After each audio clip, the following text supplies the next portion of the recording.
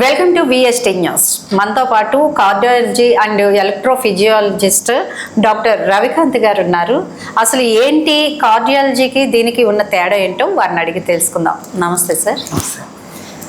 ఇప్పుడు cardiac electrophysiologist అంటే ఏంటి, ఎలాంటి సమయంలో సంప్రదించాల్సి ఉంటుంది?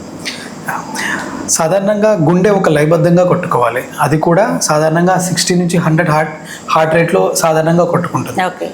కాకపోతే మనం పరిగెత్తేటప్పుడు కొంచెం ఎక్కువగా ఉంటుంది, పరిగెత్తేటప్పుడు స్పీడ్గా కొట్టుకుంటుంది. అదే పడుకున్నామంటే ఇంకా తగ్గుతుంది. ఇది నార్మల్గా ఒక లయబద్ధంగా కొట్టుకుంటుంది. ఇలా గుండె ఏమైనా తక్కువ కొట్టుకోవటం, లేకపోతే ఎక్కువ కొట్టుకోవటం, లేదు అంటే లయబద్ధంగా కొట్టుకోకపోవటం, ఇట్లా జరిగితే మీరు కార్డియాక్ ఎలక్ట్రోఫిజియాలజిస్ట్ని సంప్రదించాల్సి వస్తుంది.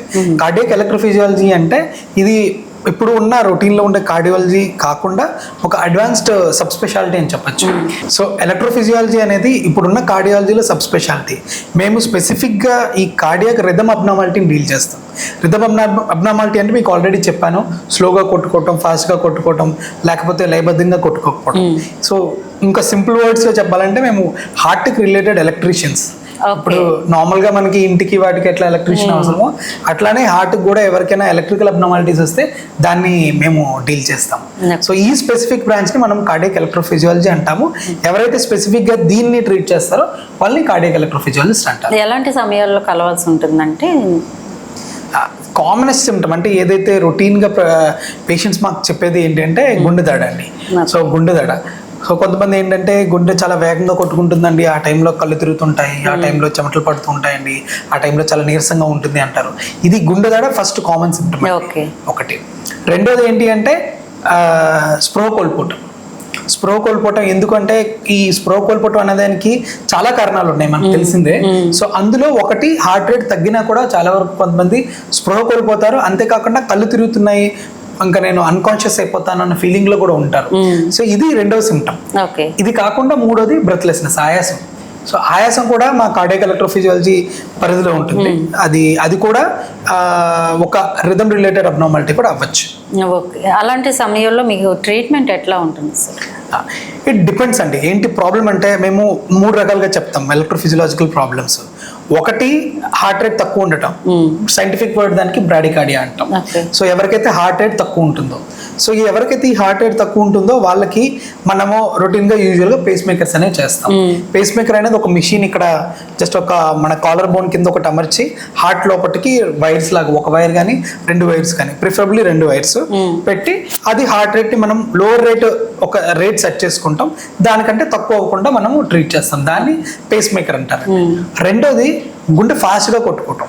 ఎవరికైతే గుండె ఫాస్ట్గా కొట్టుకుంటుందో వాళ్ళకి ఒక రకమైన థెరపీ ఉందండి. దాన్ని మనం electrophysiological study plus radio frequency ablation అంటాం.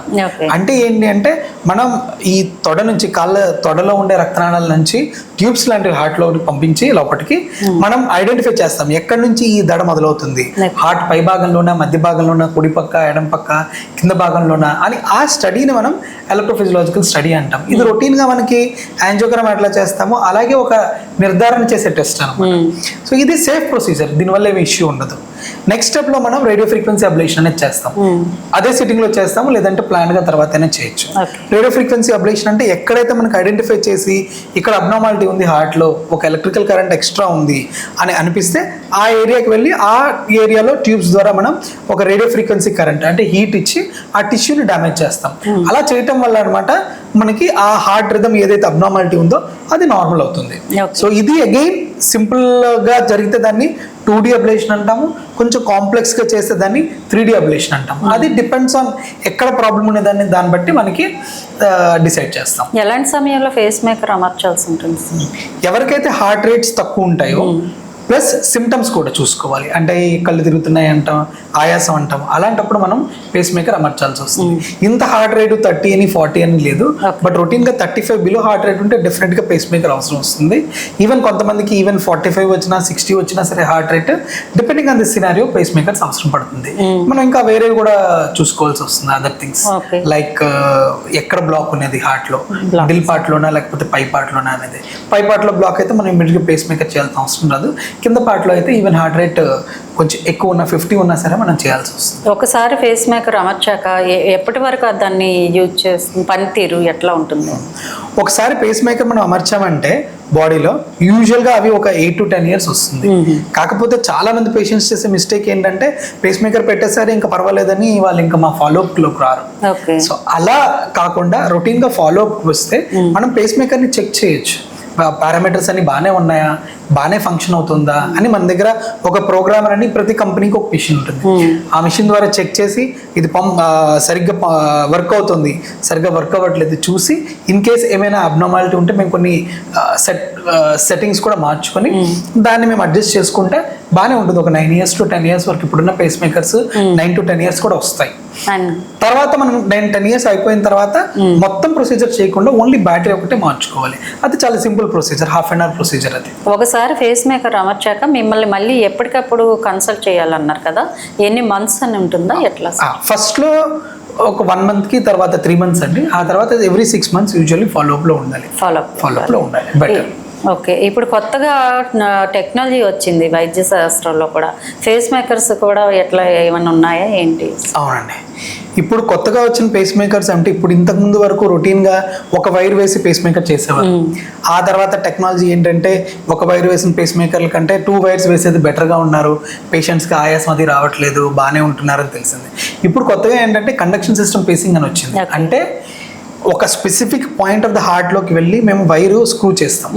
సో అట్లా చేయటం వల్ల ఏంటి అంటే లాంగ్ రన్లో పేషెంట్కి ఆయాసం రాకుండా ఉంటుంది, పంపింగ్ తగ్గకుండా ఉంటుంది, ఈ అడ్వాంటేజెస్ ఉంటాయి అన్నమాట. సో దీన్ని మేము కండక్షన్ సిస్టమ్ పేసింగ్ అంటాం, సిఎస్పి. దానిలో ఒక పార్టే left bundle branch pacing, LBB pacing. ఇవి అడ్వాన్స్డ్ టెక్నాలజీ ఉన్న పేస్ మేకర్స్ అండి. ఇవి మన అపోలోలో కూడా అవైలబుల్ గా ఉన్నాయి, మేము చేస్తున్నాం. అన్ని అందుబాటులో ఉన్నాయి, రొటీన్ గా చేస్తున్నాం ఈ కేసెస్ చేస్తున్నారు. సార్, RFA అంటే ఏంటి, ఇది ఎంతవరకు సేఫ్ గా ఉంటుంది? ఓకే, సో ఈ RFA అంటే రేడియో ఫ్రీక్వెన్సీ అబ్లేషన్. నేను ఆల్రెడీ చెప్పాను కదా, హీట్ ఇచ్చి మనం ఆ టిష్యూ ఏదైతే అబ్నార్మల్ ఉందో ఎలక్ట్రికల్ టిష్యూ దాన్ని డ్యామేజ్ చేస్తామని చెప్పాను కదా. సో ఈ RFA అనేది సేఫ్ ప్రొసీజర్. ఇప్పుడు రొటీన్గా మనకి స్టెంట్కి అందరూ ఏమనుకుంటారు, హార్ట్ ప్రాబ్లం అంటే స్టెంట్ వరకే తెలుసు, కానీ హార్ట్లో ఈ స్టెంటింగ్ ఎంత సేఫో దానికంటే కూడా RFA చాలా safe. RFA simple RFA routine 2Dలో చేసే RFAస్కి సక్సెస్ రేట్స్ కూడా అరౌండ్ 98 నుంచి 99% ఉంటుంది. 1 to 2% ఫెయిల్యూర్ రేట్స్ ఉంటాయి.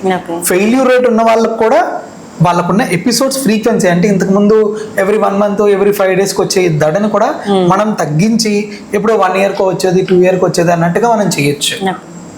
సక్సెస్ రేట్ కూడా కంప్లీట్గా ఇంకట మళ్ళీ టాకికార్డియా రాకుండా, మళ్ళీ దడ రాకుండా మనం 98 to 99% వరకు చేయొచ్చు. అంత సక్సెస్ఫుల్ ఇది. అండ్ సేఫ్టీ కూడా నేను చెప్తున్నాను, ఈవెన్ స్టెంటింగ్ అంటే సేఫ్. మా ఎక్స్పీరియన్స్లో less than 1% complication. In Apollo till now we didn't have any complication after an ablation. అంటే RFA అయ్యాక. ఓకే, ఈ ట్రీట్మెంట్ కి ఎంత సమయం పడుతుంది ఎట్లా?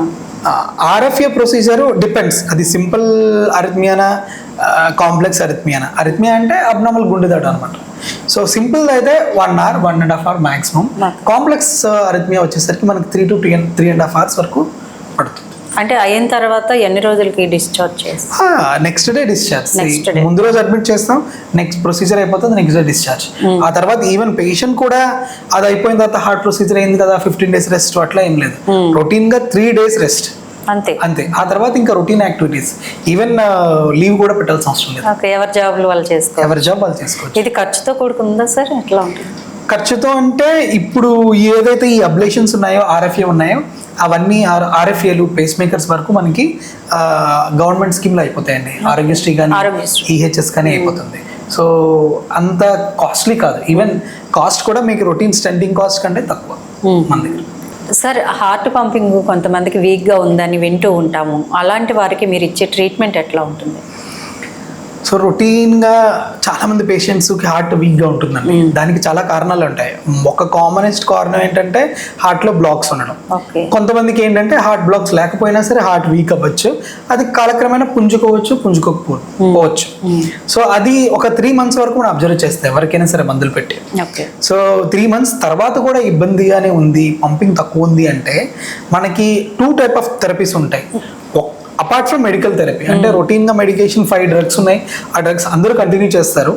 అట్లా కాకుండా 2 టైప్స్ ఆఫ్ థెరపీస్ అంటే ఒకటి ఏంటి అంటే ఐసిడి అంటామండి, ఓకే. Implantable cardioverter defibrillator. ఇది కూడా పేస్ మేకర్ లాంటి మెషినే. ఇది హార్ట్ లో పెట్టుకుంటే ఎప్పుడైనా పేషెంట్ ఎవరైనా హార్ట్ ఫెయిల్యూర్ ఉన్న వాళ్ళు, ఎవరైతే పంపింగ్ తక్కువ ఉన్న వాళ్ళు సడన్ గా చనిపోతుంటారు. సో దాని నుంచి ప్రివెన్షన్ గా, ప్రొటెక్షన్ గా ఈ ఐసిడి అనేది యూస్ఫుల్.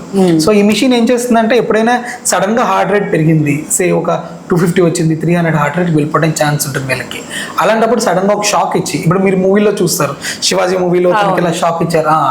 సో అలాంటిది ఏదైతే ఉందో అది మనకి ప్రతిసారి అవైలబుల్ గా ఉండదు. బై ద టైం హాస్పిటల్కి వచ్చేటప్పటికే మన పేషెంట్ చనిపోవచ్చు. సో అలా దాని నుంచి ప్రొటెక్షన్ గా మన బాడీలోనే ఆ మిషన్ ఉంటుంది, ఆ పేషెంట్ బాడీలో ఉంటుంది. సో ఎప్పుడైతే అవసరం వస్తుందో అది వెంటనే షాక్ ఇచ్చి నార్మల్ గా హార్ట్ రేట్ వస్తుంది. ఓకే. అంటే అది ఎవరైనా చేయొచ్చు, ఇంట్లో ఉన్న వాళ్ళు? అది మనం హాస్పిటల్కి వచ్చే అక్కర్లేదు, ఆటోమేటిక్ గా అదే ఐడెంటిఫై చేసి అదే ఇస్తుంది. ఇంకా పేషెంట్ కానీ రిలేటివ్స్ కానీ ఏమి చేయాల్సిన అవసరం లేదు. మన ఇప్పుడు సైన్స్ ఎంత అడ్వాన్స్డ్ గా ఉంది అంటే అమర్చేస్తారు, అమర్చేస్తే చాలు, దాని పని చేసుకుంటాం. కాకపోతే మీరు ఆల్రెడీ చెప్పినట్టు కొంచెం ఫాలో అప్ లో అది ఉండాలి. రొటీన్ గా చూసి ప్రోగ్రామింగ్ చేసుకొని సెట్టింగ్స్ అది మార్చాల్సి వస్తుంది. సెకండ్ది సిఆర్టీ అని ఉంటుందండి. సిఆర్టీ అంటే కార్డియాక్ రీసింక్రనైజేషన్ థెరపీ. ఈ సిఆర్టీలో ఏం చేస్తామంటే అపార్ట్ ఫ్రమ్ దిస్ ఐసిడి ఏదైతే ఈ సడన్ కార్డియాక్ డెత్ ని ప్రివెంట్ చేస్తుందో అది కాకుండా మనం ఒక రకమైన different type of pacemaker చేస్తాం. ఈ different type of pacemaker చేసేటప్పుడు ఏంటి అంటే హార్ట్ ఒక రిథమ్ గా కొట్టుకుంటుంది, సింక్రనైజ్డ్ గా కొట్టుకుంటుంది. ఎందుకు అంటే కొన్నిసార్లు హార్ట్ వీక్ అవడానికి కారణం కుడిపక్క హార్ట్ ఎడపక్క హార్ట్ సంబంధం లేకుండా కొట్టుకోవడం. సో దాన్ని ఇది సరి చేస్తుంది. అది చేయడం వల్ల పేషెంట్ పంపింగ్ కూడా లాంగ్ రన్ లో ఇంప్రూవ్ అవుతుంది. మేము చాలా మంది పేషెంట్లు చూస్తాం, పంపింగ్ అంతా 30-25% ఉంటుంది, నార్మల్ 55%. ప్రొసీజర్ చేసిన 1 వీక్ 10 days కి వాళ్ళకి 45% వరకు వస్తుంది. అంత ఇంప్రూవ్మెంట్ చాలు, వాళ్ళు చాలా సింప్టమాటిక్. అంటే మినిమం ఎంత ఉండాలంటారు? 55-60% నార్మల్ గా ఉండాలి. అంటే ఏ ఏజ్ వాళ్ళకైనా అట్లాగే ఉండాలా? ఏజ్ ని బట్టి ఏమన్నా? చిన్న పిల్లలు తప్ప సాధారణంగా 55-60% నార్మల్ గా అందరికీ ఉండాలి. Okay sir. రొటీన్ కార్డియాలజిస్ట్ కి మీకు ఉన్న తేడా ఏంటి? అంటే మేము కూడా రొటీన్ కార్డియాలజిస్టే, but on top of that cardiac electrophysiology. అంటే మేము స్పెసిఫిక్గా ఈ ఏదైతే హార్ట్ రేట్ తక్కువ ఉంది, ఎక్కువ ఉంది, వీటికి గుండె తక్కువ ఉన్న వాళ్ళకి స్పెసిఫిక్గా మేము ట్రీట్మెంట్ చేస్తాం.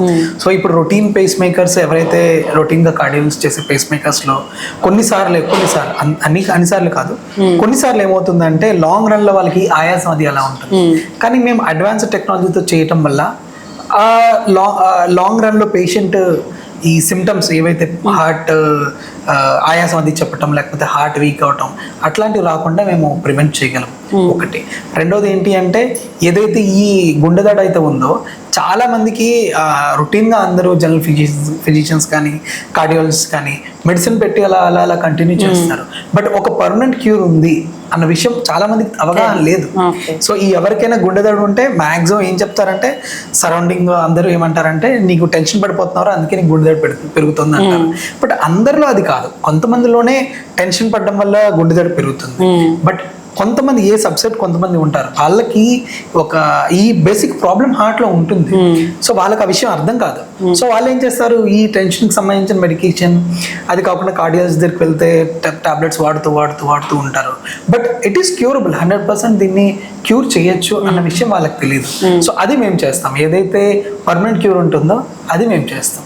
కొంతమందికి ఈవెన్ ఫ్యామిలీలో ఎట్లా అంటే సడన్ గా ఎవరొకరు చనిపోతుంటారు.